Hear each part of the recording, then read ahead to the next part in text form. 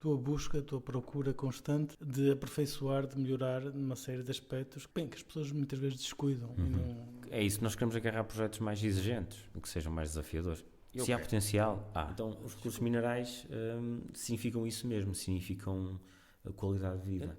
Nós temos um bom exemplo, um excelente exemplo da exploração de recursos minerais, que é a mina de Neves Corvo. Ou seja, sabemos que os plásticos têm problemas, mas não conseguimos neste momento ainda conceber uma sociedade sem eles.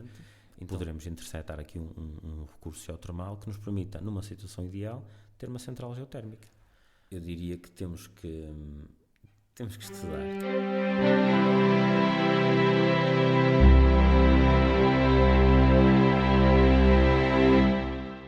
Bem-vindos a mais um podcast para o bom entendedor. Eu sou o Ricardo Ribeiro e hoje tenho comigo aqui o Jorge Diniz Oliveira, que é geólogo de formação e que, além disso, tem um montão de atividades numa série de coisas diferentes, variadas, desde a comunicação social, a rádio, também a divulgação científica. Fundaste uma empresa juntamente com os colegas. Como é que te surgiu a ideia de ser geólogo? Ricardo, antes de mais, obrigado pelo convite para estar aqui no Para Bom Entendedor Basta. Não sei se eu serei essa pessoa de bom entendedor. Eu diria que eu tornei-me geólogo, eu não quero dizer por acidente, mas eu recordo-me de estar no meu 12º ano e, portanto, eu sempre fui um aluno mediano, normal, ia passando, sem grandes dificuldades, nunca fui grande estudante, e cheguei ali a meio 12º ano, estudava Científica Natural e apercebi-me, eu preciso de ir para a universidade, porque esta formação, com muita qualidade que tenha, não me está propriamente a dar nenhuma competência profissional. E eu tinha essa consciência, porque o meu pai era diretor de uma escola profissional, então, eu preciso de ir para a universidade, isto a meio do 12º ano. E então... um bocado tardio, de um bocado tardio. Então, o que aconteceu foi um amigo meu... Mas mais vale tarde que nunca. E então, um amigo meu, que ainda é meu amigo, e somos sócios agora, ele, um ano mais velho, já tinha entrado na Universidade de Minho, entrou em Engenharia de Materiais. E a uma tarde, que é uma altura da nossa vida, o que não falta é tempo livre, e fomos dois a pé até a universidade, e eu até lá à universidade fui aos computadores e comecei a ver os cursos. Identifiquei Geologia, vi as cadeiras, achei interessante. E dito e feito, portanto, concorri para a Geologia, entrei, curiosamente esse meu amigo também mudou de curso para Geologia e acabámos por fazer o curso juntos, exatamente. Então, não era aquela formação que eu sempre desejei enquanto criança, nunca tive não tive nenhuma área que eu pudesse dizer era aquilo que eu queria ser, e gostei de fazer o curso, e até posso dizer que eu sou geólogo, mas demorei muito tempo a considerar-me um geólogo e a aceitar que sou geólogo e que gosto desta profissão. Porquê? Qual é a dificuldade em aceitar ser geólogo, uma vez tirado o curso, sabendo, quer dizer, um geólogo à partida sabe, conhece as pedras, digamos, não sei, eu estou a... Sim, mas são muitas pedras, portanto, pedras e minerais não faltam para conhecer. Então o que se passou, eu diria que passou-se comigo como muita gente, ou seja, o ano em que nós terminámos, em 2003, 2004, foi um ano bastante ingrato em termos de empregabilidade. Um período, ou seja, entramos ali num período que até depois, se puxarmos aqui pela memória, passado um pouco tempo depois vem o Durão Barroso, o país está de tanga, e portanto houve uma fase de difícil empregabilidade até para engenheiros civis. Agora que neste momento... Em 2008 aquilo foi o caos, não é? Exatamente, em 2008 foi... Essa crise foi terrível, para os engenheiros civis em concreto. É isso, então o que aconteceu foi que eu acabei o curso e não comecei logo a trabalhar em geologia, pronto. E comecei a trabalhar numa área próxima, ou seja, comecei a trabalhar numa construtora daqui da região de Braga, gostei, estive lá 2 anos a trabalhar. Também tinha pedreira, também tinha uma saibreira, portanto eu também trabalhei na área relacionada com a certificação de materiais de construção, nomeadamente pedras naturais e agregados, mas não posso dizer que tenha aprofundado ou cristalizado ou desenvolvido mais competências no domínio das geociências. E depois, entretanto, decidi, bem ou mal, durante muito tempo achei que mal, agora já começo a aceitar a decisão, criar a empresa que tenho agora com os meus amigos e sócios. É Sinergeo, exatamente, é assim que se diz. É como quisermos. Não é uma palavra propriamente consta do dicionário, portanto, sim, à vontade. Então, em 2006 fundámos a empresa e durante muito tempo, como é que é dizer, ou seja, muito trabalho que eu fazia, até relacionado com empresas de pesquisa e captação de água, era mais administrativo, sem qualquer tipo de desprezo por trabalho administrativo, mas já está, durante muito tempo continuei a não aprofundar o domínio das geociências. Que de facto apaixonou-te, não é? Que no início me atraiu bastante, quando entrei para o curso, e depois de certa forma foi desvanecendo à medida que eu comecei, mesmo na Sinergeo, portanto ia fazendo trabalho em hidrogeologia, mas não me permitia desenvolver enquanto geólogo. Só a partir de uma determinada altura, eu diria 2015, em que eu fui mais assertivo, do género, não. Até não quero fazer mais trabalho comercial, isso não é possível, quem tem uma empresa está sempre, mas fiz um esforço no sentido, quero menos trabalho comercial, quero focar-me em tentar agarrar mais projetos que me obriguem a puxar pelo caco, a aprender, e tenho conseguido. E, portanto, eu diria que a partir de 2015, principalmente, comecei a renovar o meu gosto por esta área, porque me tenho obrigado, e os projetos que têm entrado na empresa também me obrigaram a crescer e a desenvolver tecnicamente. Portanto, moral da história, quer dizer, se queres realmente apaixonar-te por uma coisa, é preciso fazer pelo osso. Fazer por isso. Eu acho que sim. As coisas não caem do céu, é preciso realmente estudar, trabalhar, esforçar-se e vencer uma série de obstáculos, provavelmente, uma data de barreiras de potencial. E pronto, tendo bons colegas na equipa que digamos que nos apoiem quando estamos mais com desafios maiores do que aqueles que conseguimos aceitar naquele momento, estudar muito, ou seja, eu agora, olhando para trás, o meu problema é não ter estudado o suficiente quando deveria ter estudado, secundário e universidade. Isso é uma boa mensagem para passar a todas as pessoas que nos ouvirem. É importantíssimo estudar e muito. Sim. Isso faz toda a diferença. Toda a diferença. Completamente. E até no domínio do mar, que eu tenho trabalhado muito, agora que a geotecnia... Do mar? Numa área que eu tenho trabalhado mais. Área, sim, que é a mecânica de solos, a geotecnia, no domínio da física clássica, ou seja, tinha e tenho grandes lacunas, e portanto que se eu tivesse estudado mais e melhor no secundário e na universidade, esta fase, digamos, de aprofundamento desta área das geociências teriam sido menos dolorosas. Dolorosas não num sentido negativo, mas aprendermos... Terias mais facilidade em aprender e avançavas mais rápido, de certeza. Sim, não é? Sim, aprender, pensar. O meu pai dizia muitas vezes, e diz de vez em quando, que o mais difícil que podemos fazer é pensar, ou das coisas mais difíceis. Mas sim. Mas, por outro lado, é das mais acessíveis, não é? Sim. Quer dizer, todos podem pensar. Sem dúvida. E então, é isso, ou seja, senti que facilitei demasiado na minha formação base e que agora tenho de certa forma estudar mais para tentar compensar isso, para poder dar saltos qualitativos enquanto técnico. Eu já ia continuar com a Sinergeo, aliás, mas antes gostava de focar um pouco nos outros aspectos da tua aventura, a aventura da tua vida, por exemplo, a comunicação e mídia, que tu tens feito imensas coisas, não é? Tu tens 2 programas de rádio, creio eu. Sim. Queres falar disso? Como é que surgiu isso? Isto não está propriamente na vocação do geólogo, pois não? Não. Isto é uma consequência de um processo que eu iniciei.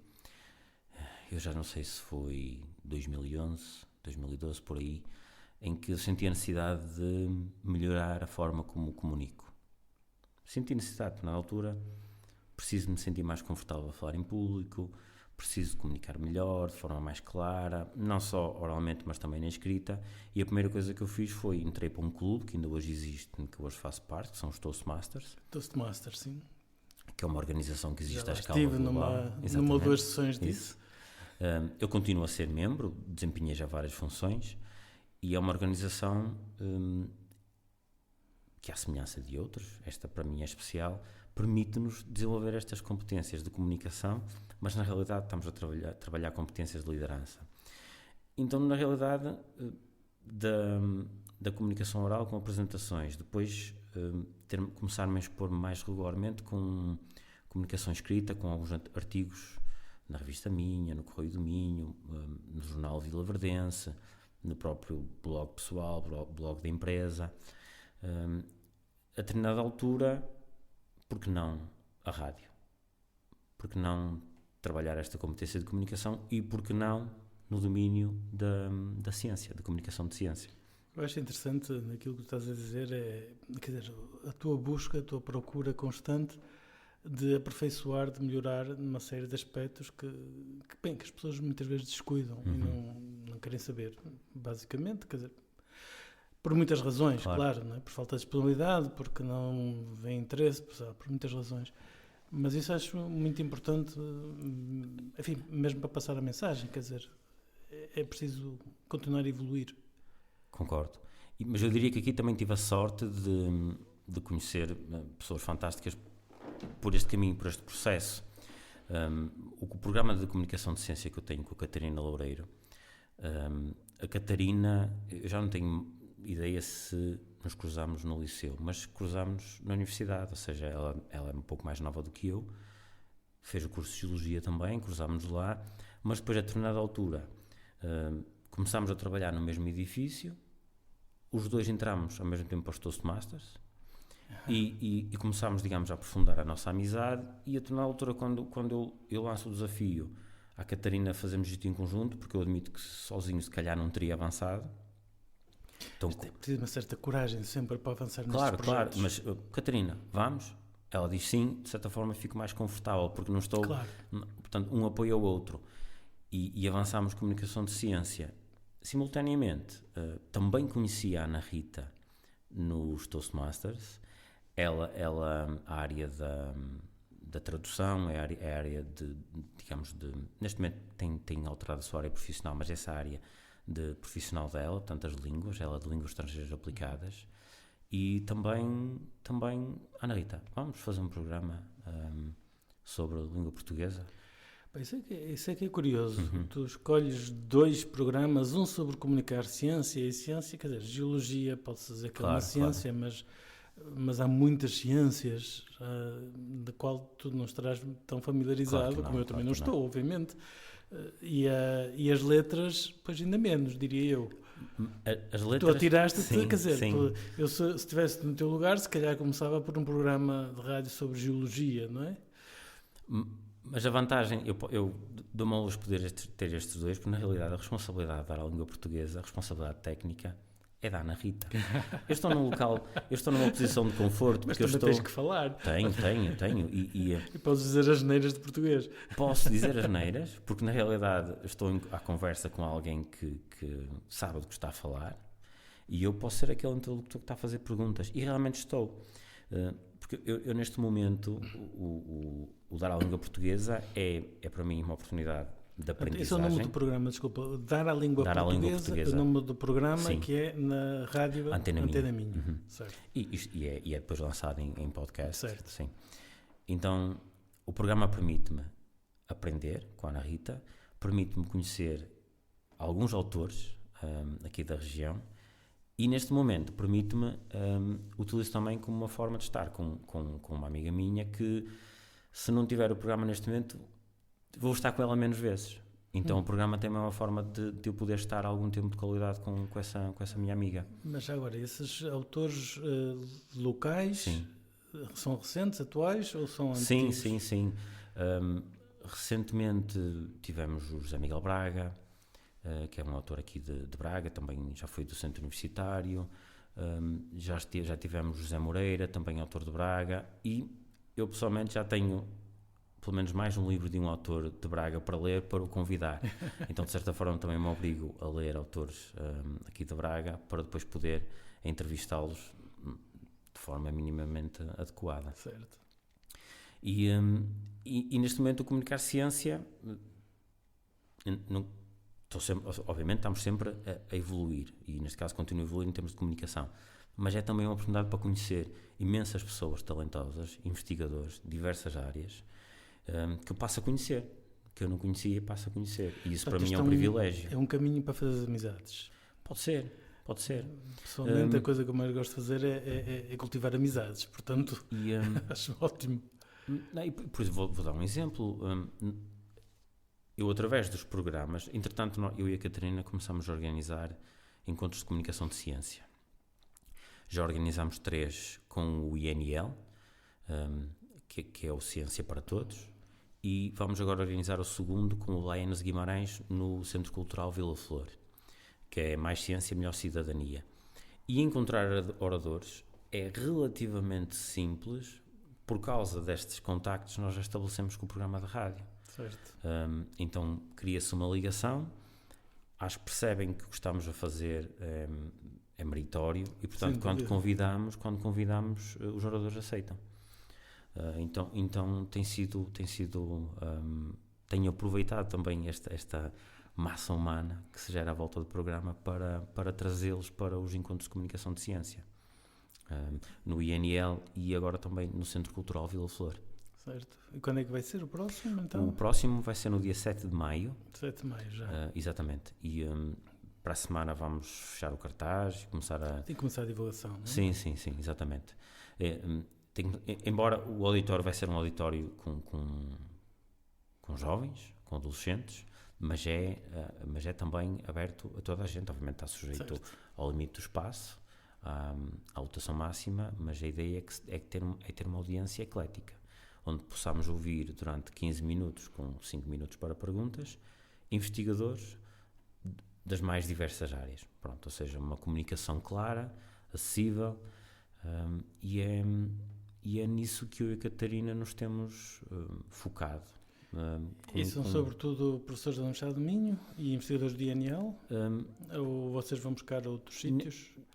Não há outros sítios. Olha, por exemplo, neste momento, apontado já para o encontro, já temos uma médica do departamento, do setor de Oncologia do Hospital de Guimarães. Já temos investigadores, professores da Universidade de Minho, que vão falar sobre visão e desporto. Já temos um investigador que eu já entrevistei e gostei bastante de falar com ele, com outros também, do PIEP, que espero continuar a falar sobre... Nós estamos a tentar fazer uma série de programas para tentar combater esta diabolização dos plásticos. Ou seja, sabemos que os plásticos têm problemas, mas não conseguimos neste momento ainda conceber uma sociedade sem eles. Então tentar de alguma forma combater esta diabolização, e essa apresentação vai nesse sentido. Então, investigadores, profissionais, docentes universitários, acima de tudo o que nós queremos é que venham falar sobre as suas áreas de investigação de forma clara e acessível a uma audiência heterogénea. Pois. Voltando um bocado à sinergia, sinergeo, estou sempre a pensar no feminino. Sinergeo. Também há quem diga sinergio, que não é descabido, portanto... Enfim, é complicado, não é? Mas tu estavas a falar em investigadores, aqui esta empresa também faz a sua investigação, não é? Nós quando fundámos a empresa em 2006, nós obtivemos logo a seguir um estatuto que existe da Universidade de Minho, que é de spin-off. Sim. Ou seja, nós sempre quisemos estar ligados à área da investigação. No início não sabíamos muito bem como. Então procurámos estabelecer esse protocolo com a universidade, no sentido de nos ligarmos ou de nos mantermos ligados à universidade. Obtivemos esse estatuto, ao qual agradeço na altura. Os nossos mentores foram o professor Carlos Alberto e a engenheira Teresa Valente. Foram nossos professores na universidade, no curso, e foram mentores.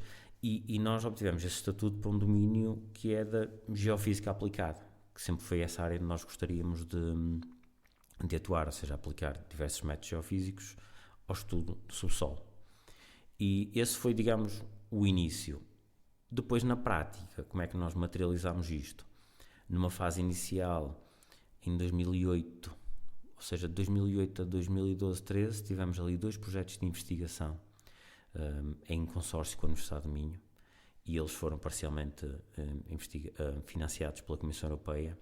Um primeiro foi no domínio da aplicação do georradar para detecção de teores de umidade. Portanto, o projeto foi mais amplo do que isto, mas indo ao que interessa tivemos a utilizar o georradar para tentar determinar o teor de umidade no solo. Esse foi o primeiro projeto. O segundo projeto foi o Prospec, começou logo a seguir, em que basicamente, utilizando um conjunto de ferramentas de detecção remota, análise espectral e não só, identificámos ocorrências, neste caso pegmatitos, com interesse económico e, portanto, para minerar. Se tudo correr bem, para minerar. E esse mineral em concreto, o que é que tem de metais interessantes? Ou seja, nós estávamos na altura à procura, o nosso foco foram pegmatitos. O que é que são pegmatitos? Pois, esse que eu queria. Pronto, é isso. Pegmatito até é uma referência, até remete até para textura, ou seja, são rochas com uma grande granulometria. Mas pesadas? Não, ou seja, os grãos. Ou seja, okay. Mas na prática o que é que significa? Um pegmatito é uma rocha com uma grande concentração de um determinado mineral. Então, por exemplo, podemos ter uma grande massa de quartzo, podemos ter uma grande massa de feldspato, enquanto, por exemplo, num granito o quartzo está lá, o feldspato está lá.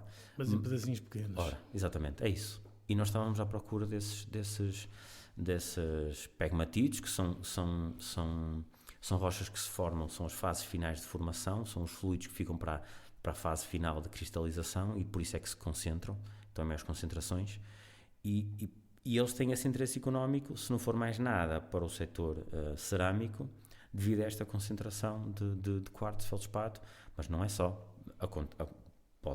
Podemos ter tungstênio, podemos ter nióbio, tântalo, portanto podemos ter aqui uma série de metais com interesse económico. E vocês estão à procura disso onde? E nesse projeto inicial nós procurámos essencialmente norte e centro do país, e essa informação está pública. É uma área muito grande, não é? É. Nós definimos áreas-alvo, portanto, região de Viseu, foram definidas regiões-alvo para fazermos os nossos testes, ou seja, fazíamos todo o trabalho de interpretação, de análise de dados de fotointerpretação, de detecção remota, e depois íamos confirmar o terreno. Mas estes dados estão públicos, nós publicamos um livro com os resultados. Certo, mas as técnicas que vocês estavam a usar são inovadoras, pelo menos aqui em Portugal? Inovadoras na forma como as casamos, a forma como juntamos, na forma como juntamos diversas técnicas existentes. Mas pronto, o mais importante é que realmente o que nós geramos, afinal, o livro é um livro com uma metodologia que pode ser utilizada e que gerou resultados positivos. Uhum. Olha, vocês foram notícia no jornal Eco Online, não é? Muito recentemente, e lá vocês estavam a aplicar a inteligência artificial a não sei o quê.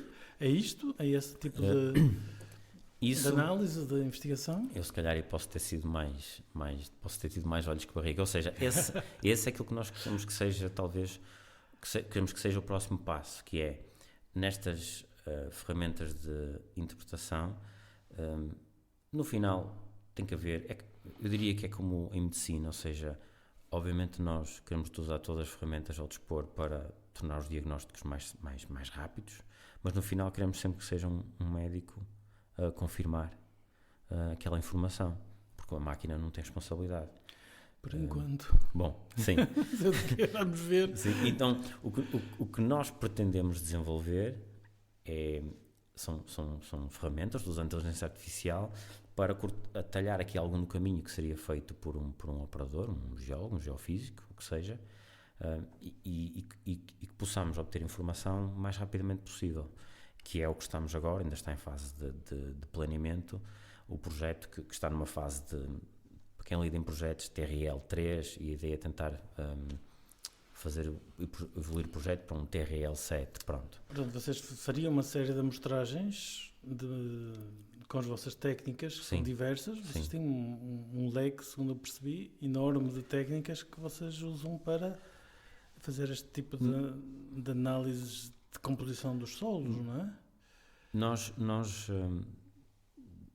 Neste setor da prospecção de recursos minerais, acima de tudo o que nós fazemos é em nome próprio. O que nós temos é uma série de trabalhos dentro da hidrogeologia, da geofísica, até arqueologia, cadastro de infraestruturas, em que nós temos vários equipamentos geofísicos, georradar, sismógrafo, recitívímetro, magnetómetros temos, mas não temos utilizado muito.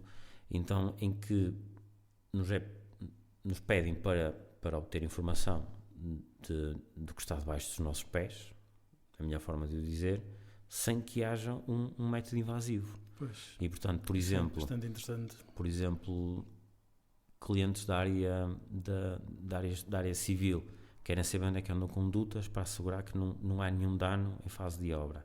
Nós utilizamos o georradar. Temos clientes que precisam de saber qual é o melhor local para fazer um furo de água, prospeção geoelétrica. Temos clientes que precisam de saber, por exemplo, qual é o melhor método para escavar um maciço, mas já que precisam de fazer uma escavação, -1, -2 piso, então utilizamos a sísmica. Então, em função daquilo que o cliente precisar, se for a malta da arqueologia, utilizamos georradar, utilizamos resistividade elétrica, até a magnetometria pode ser utilizada. Em função da necessidade do cliente, nós neste momento estamos, eu diria, muito bem equipados para poder... Vocês usam radar, ondas eletromagnéticas, eletricidade. Isso, eletricidade. Vocês é só física que vocês fazem. É isso. Magnetismo. Mas eu se confesso, às vezes até... Portanto, desculpa. Sim. Vale a pena os geólogos estudarem muita física, basicamente. Vale, sem dúvida. É só para vender um pouco o meu peixe. E eu também defendo, o que acontece na prática. E acaba por funcionar. O que nós estamos sempre à procura é de uma anomalia. Certo. Seja na prática, às vezes já nem estamos a pensar no princípio que está por detrás daquele método, daquela técnica. É procurarmos uma anomalia. Onde é que está a anomalia? E depois interpretar aquela anomalia. O que é que ela representa? É a conduta? É um filão? É uma fratura? Mas essa interpretação deve ser a parte mais difícil. Isso é função da técnica que vocês estão a utilizar. Não é? Porque se utilizarem uma, detectam umas coisas, se utilizarem outra, detectam outras coisas. Não é? Há até uma piada muito conhecida que, perante uma anomalia, e estão vários profissionais a perguntar o que é, e o geofísico responde: o que é que tu queres que seja? Que horror. Enfim, esse tipo de piadas existe para várias profissões. Penso nos juristas, nos economistas. Eles costumam também ter algumas piadas desse tipo, não é? Enfim, mas, quer dizer, vocês fazem prospecção. Quais são as perspectivas em termos de filões de minerais aqui em Portugal? Nós somos ricos nisso? Achas que somos? Quais são as nossas perspectivas? O que é que tu achas? Que tu queres um especialista desta área? Sim, eu sou mais especialista mais por osmose, ou seja, trabalho com... Tenho pelo menos um colega que ele é realmente especialista. Ou seja, eu diria que o que nós... o maior problema que nós temos neste momento em Portugal, nesta área da prospecção, especificamente de recursos minerais, porque em geotecnia é prospecção, em água é prospecção, não é? É que não há um estudo sistemático do território. Então, se há potencial, há. Desculpa interromper um pouco, mas eu lembro-me de ver, desde há muitos anos, cartas geológicas de Portugal. Existem, então, exatamente. Quer dizer, eu diria que há 100 anos, pelo menos, devem ter feito isso, se não 200. Sim, nós temos até... Mas se calhar não têm o detalhe ou não procuram as coisas certas. O que é que está de errado? O que é que falta? Eu diria que numa primeira fase falta terminar a cartografia a escala 50 mil no nosso território. E só uma nota, nós temos dos Falta detalhe, então. Sim, neste caso é a escala 50 mil e há cartas que ainda não foram feitas, muitas cartas. Já existem a 500 mil, a 1 milhão, mas a 50 mil, que é a mais detalhada que nós temos pública, disponibilizada pelo Estado, há muita região do nosso país, muitas regiões, onde essas cartas ainda não foram publicadas, não existem. Não quer dizer que não existe informação geológica. Até porque existe a carta 200 mil, ou 500 mil, ou 1 milhão. Portanto, falta resolução nessa... Exatamente, ou seja... Resolução no mapa. Então, este estudo sistemático do território, ou seja, esta aprendizagem do território não termina. Mesmo depois das cartas estarem publicadas, elas têm que ser atualizadas. Porque, entretanto, aprendemos a utilizar melhor um determinado método geofísico que nos vai permitir atualizar a carta em função de anomalias gravimétricas, magnéticas, foram detectadas. Vocês fazem um mapa gravimétrico, outro mapa magnético, outro mapa elétrico? Sim, essa informação alguma já existe, mas o que eu sinto enquanto geólogo é que não há um estudo sistemático, contínuo, em todo o território, que nos permita aprofundar este conhecimento e que não seja, digamos, necessário, ou seja, quem avança para um projeto de prospecção não comece praticamente do zero. Não quero estar aqui a exagerar a minha análise, mas eu diria que o que nós sentimos e talvez esta diminuição do estudo do território do ponto de vista da geologia lá terá acontecido a partir dos anos 90 e voltando outra vez ao mesmo, nós sentimos que tem que haver este trabalho contínuo de estudo do território, ou seja, permanentemente eu entendo que deve haver um serviço geológico que deve estudar este território de forma regular. Já para não dizer, eventualmente, que acho que nos próprios municípios não há, por regra, um profissional de geologia, de minas, que trabalhe efetivamente nesta área. Eu sinto que vamos, não é perdendo algum conhecimento, mas não vamos aprofundando o conhecimento do território na área das geociências. E sem aprofundarmos esse conhecimento, ocorrências com potencial interesse mineral também não vão aparecer. E daquilo que tu sabes, o que é que tu achas? Achas que Portugal tem potencial? Vale a pena escavar? Acho que vale a pena prospectar. Ou seja... O que é que quer isso dizer exatamente? Acho que isso é importante esclarecer bem o conceito. Ou seja, os projetos uma parte dos projetos que nós... Ouve-se muitas vezes falar na televisão, as minas, as minas daquilo... Uma parte das vezes não é mina nenhuma. As minas de lítio. Eu não conheço mina de lítio. Não conheço nenhuma. Em Portugal não há nenhuma. Eu não conheço nenhuma.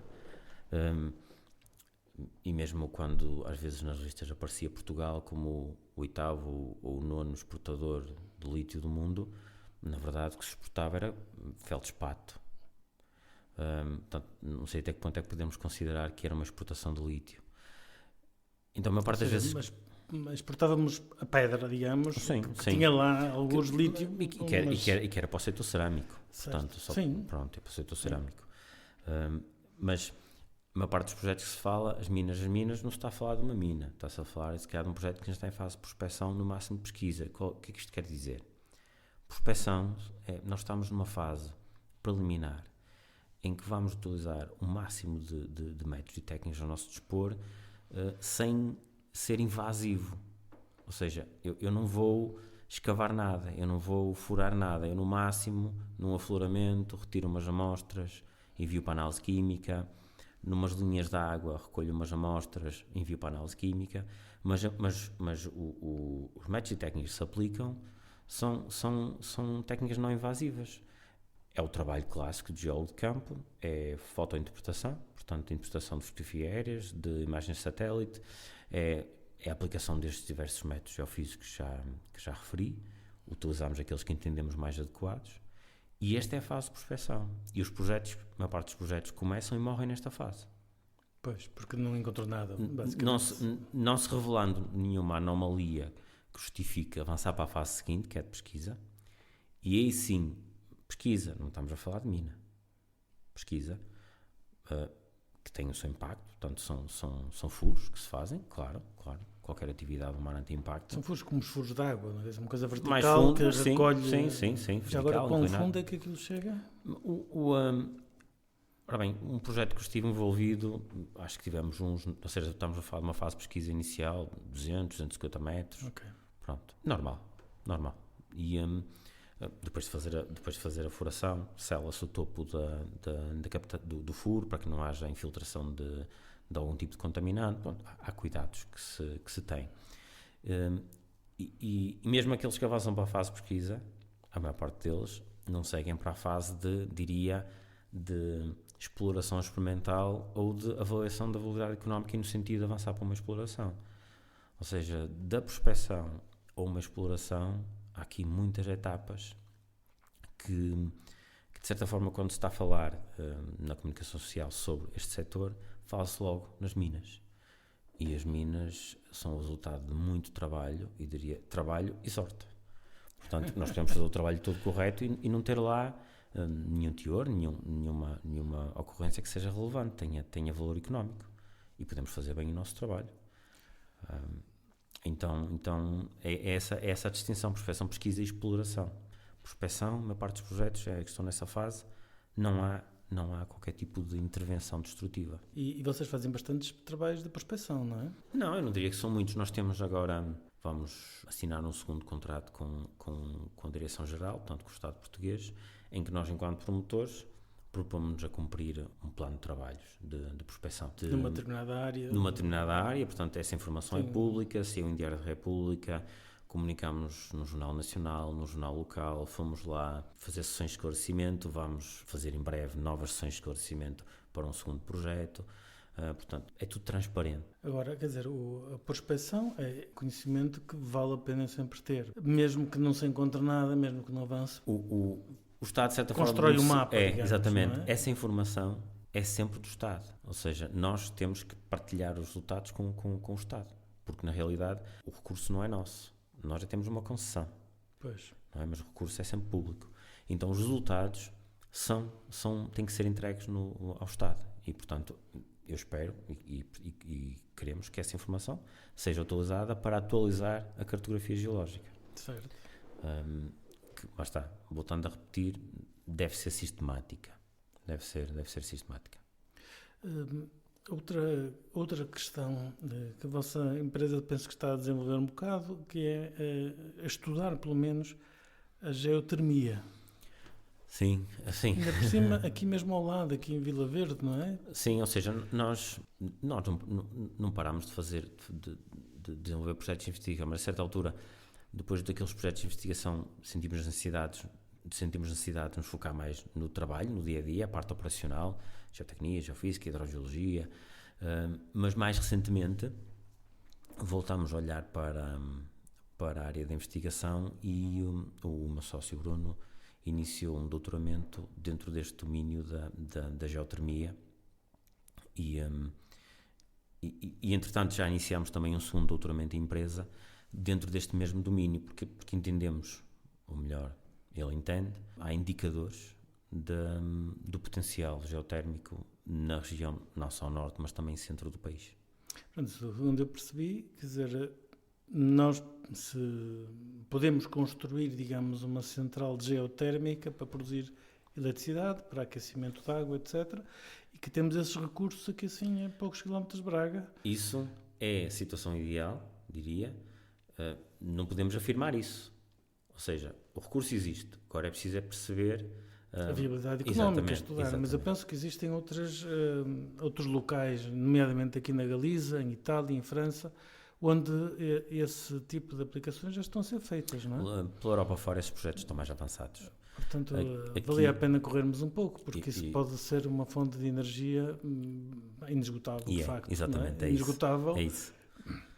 Perfeitamente limpa, quer dizer, em todos os pontos de vista.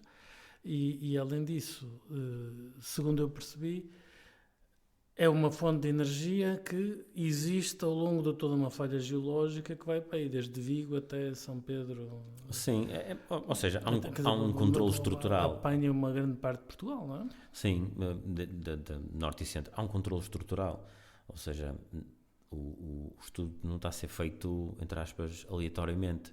Não, há uma estrutura, há uma zona de cisalhamento e sabemos da ocorrência, aqui no Norte não faltam ocorrências de águas termais. Sim. E, portanto, temos essas evidências. Sim. Águas termais que temos, então, obviamente, de certa forma, aqui geotermia, obviamente. Não é? Portanto, há um trabalho de investigação no sentido, temos estas evidências, temos estas estruturas geológicas e, portanto, agora temos que perceber onde é que, com um furo, com profundidade suficiente, poderemos interceptar aqui um recurso geotermal que nos permita, numa situação ideal, ter uma central geotérmica. É preciso muito trabalho até chegar lá. Então, só se pensarmos que para fazer um furo desses, a última vez que falámos sobre isso, era 1 milhão de euros para fazer o furo.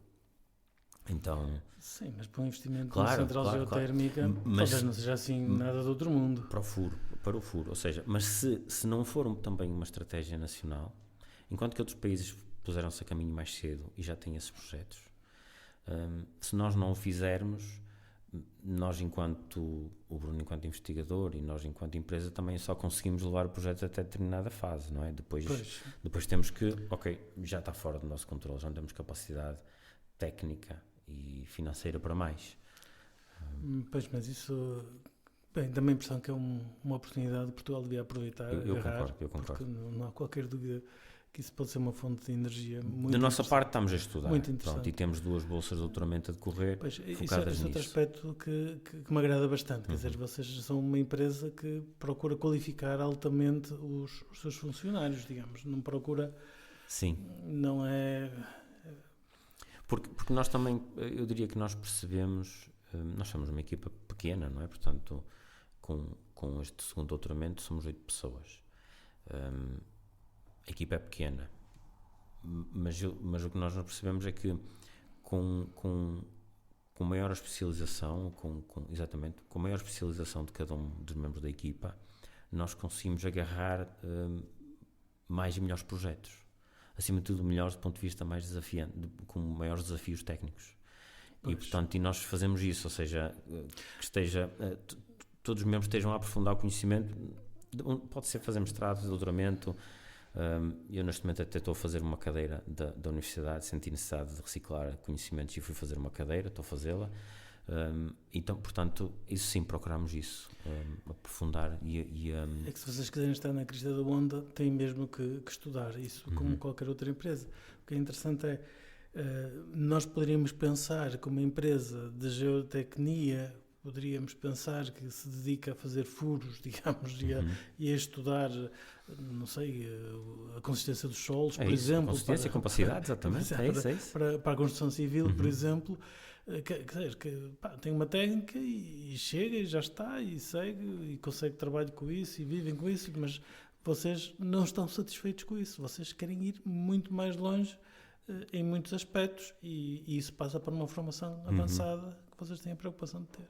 É isso, nós queremos agarrar projetos mais exigentes, que sejam mais desafiadores. Eu quero, e noto os meus colegas que é igual, que procuramos, ou seja, os trabalhos que entretanto já são mais rotineiros, fazemos, obviamente, mas que na altura estamos à procura de maiores desafios. Esses rotineiros são às vezes necessários claro para uma pessoa claro ganhar a vida, digamos, e sustentar o resto dos projetos. E ganhar traquejo, ganhar tarimba no trabalho, segurança, treino, conforto, exatamente. Essa experiência é necessária. E que depois nos permitem ganhar confiança para, posso agarrar um desafio maior, vou atrás dele. Eu gosto disso, desafios maiores. Agarrá-los, não ficar pela mediocridade do ramo do dia a dia, mas quer dizer, apontar para metas mais altas. Gosto disso. Sim, e fazemos isso, ou seja, obrigámos-nos a estudar e desta forma ganhamos as competências necessárias para ir atrás desses projetos. Outra coisa que vinha no artigo famoso que saiu no Eco, vocês também falam lá de hidrogênio geológico. É que isto é mesmo a mesma praia do Bruno. Eu ainda nem não, mas ou seja, é só para ter uma ideia. Sim, vocês acham que conseguem retirar hidrogênio das pedras, por assim dizer? Nós achamos que há indicadores geológicos que justificam maior investigação. Certo. Ou seja, que há indicadores da presença do chamado hidrogênio geológico, evidências, e que por isso merece um olhar mais atento. Já agora, essa investigação é paga por quem? Ou quem é que deveria pagar? Ou quem é que pode pagar, financiar? Neste momento é financiada não só pela FCT, pela Bolsa de Doutoramento, que é uma bolsa de doutoramento, é um financiamento, obviamente. E pela própria empresa, porque um doutoramento tem bolsa, o outro não, portanto é público-privado. Sim, e a bolsa de doutoramento paga o ordenado da pessoa, digamos, provavelmente não paga os recursos que vocês têm. A vantagem é que nós, de certa forma, estamos bem equipados e conseguimos fazer muito trabalho com recursos internos. Certo. A empresa tem quase 20 anos e, portanto, fomos equipando.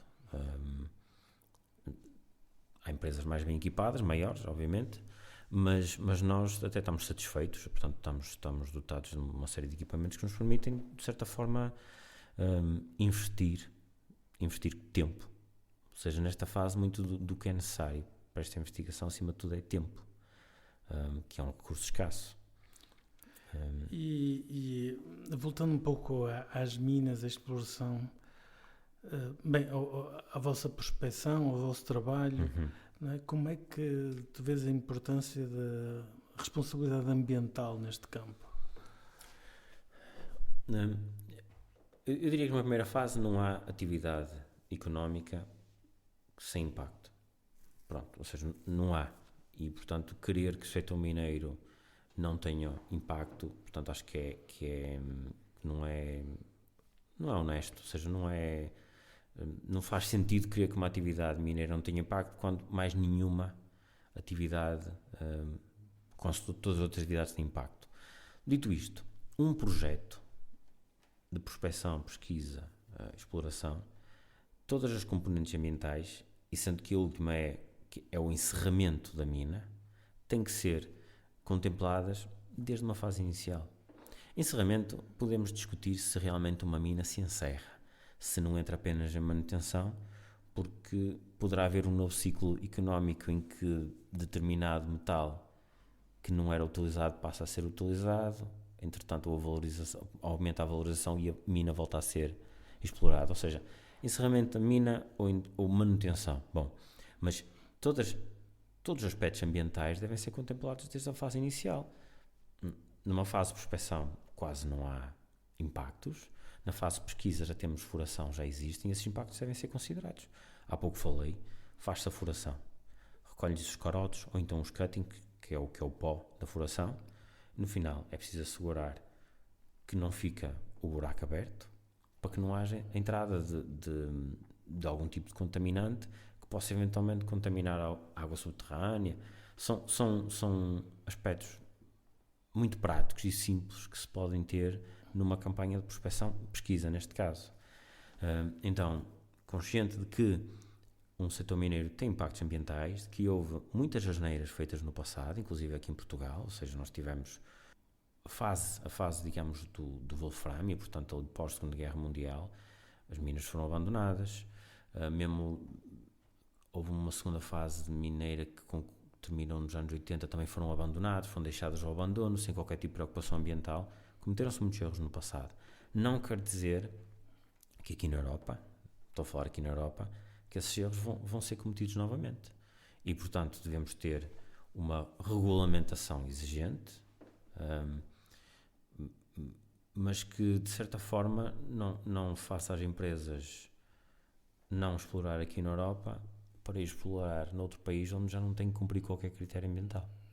E aí poluem que se fartam e estragam tudo. E, portanto, porque ninguém se chateia com isso. Aí ninguém se chateia. E, portanto, eu não quero isso. Portanto, acho que, ou seja, eu não fico mais confortável por saber que está a ser feita uma exploração no Chile, que não tem qualquer preocupação ambiental, só porque é longe. Não fico propriamente confortável. Sim. Quer dizer, nós na prática acabamos por utilizar esses materiais, claro, não é? Claro, não deixamos de utilizar, claro, como falavas há bocado, os plásticos. Nós não vamos deixar os plásticos, não vamos deixar as baterias sim, todas. Sim. E, portanto, se queremos usar, temos que minar esses materiais. Se queremos manter o nosso nível de vida, Portanto, eu gostaria de manter o meu nível de vida e se calhar até subir o meu nível de vida. Nós precisamos destes recursos minerais. Mesmo com reciclagem, obviamente temos que reciclar mais, temos que reutilizar mais, sem dúvida, mas a mineração vai fazer parte do nosso futuro, se quisermos um futuro com qualidade. Como já ouvi muitas pessoas dizer, e é engraçado, não é? Se queremos voltar ao tempo do arco e flecha, então tudo é possível.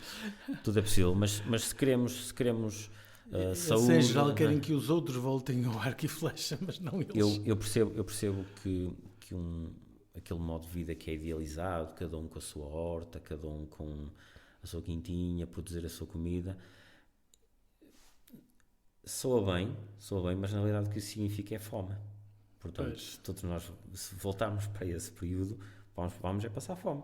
Então, os recursos minerais significam isso mesmo, significam a qualidade de vida. E então, podemos fazê-lo cumprindo as regras, as mais apertadas regras ambientais europeias, podemos fazê-lo. E nós, no nosso caso, que estamos a iniciar projetos que vão iniciar a fase de prospecção. E se correr tudo bem, daqui a 10 anos estamos a falar de exploração. Mas já nesta fase, nós já estamos a considerar quais são os impactos ambientais que o projeto tem. Tem que ser, não é? Tem que ser. E há alguns projetos que estamos, inclusive, a colaborar com uma universidade na área da proteção civil para já começar a fazer um trabalho, já nesta fase inicial, de quais são os riscos que existem. Ou seja, nós queremos usar estes materiais todos, vamos ter que os minerar, não é? Nós podemos optar por, descuidando do ambiente, de qualquer maneira, ter esses minerais de uma forma barata e económica, mas de um país qualquer do terceiro mundo. Podemos já nem ter acesso a isso. Bem, enfim, supondo que temos, ou podemos recolher esses materiais aqui, aproveitando a riqueza do nosso país, as riquezas que nós temos, e fazendo de uma forma que seja sustentável do seu ponto de vista ambiental. Sim. E que tenha um mínimo de prejuízo para a terra em geral, digamos. Portanto, parece esta segunda hipótese parece mais interessante. Nós achamos que embora nos fique provavelmente bastante mais caro do que ir a explorar o pessoal da África ou da América Latina. E depois que eu diria que é uma decisão política, estratégica dos Estados membros da União Europeia, no sentido de assegurarem esse recurso, não é? Até podemos não avançar para uma exploração, mas sabemos o que temos. Saber é a primeira coisa que temos. Fazer a prospecção. Se não soubermos o que temos, numa situação de alteração de geopolítica, em que aquele recurso, em que não temos acesso a um determinado país que tinha aquele recurso, vamos buscar onde? Então, no mínimo temos que conhecer para podermos tomar a decisão mais adequada. Mas nós, eu sou da opinião que nós podemos e devemos fazê-lo aqui na Europa, e por isso é que nós pusemos os pés ao caminho, tendo sempre consciência de que as exigências são grandes, mas estamos cá para as cumprir. Certo. Portanto, talvez um futuro brilhante na exploração dos recursos minerais aqui em Portugal?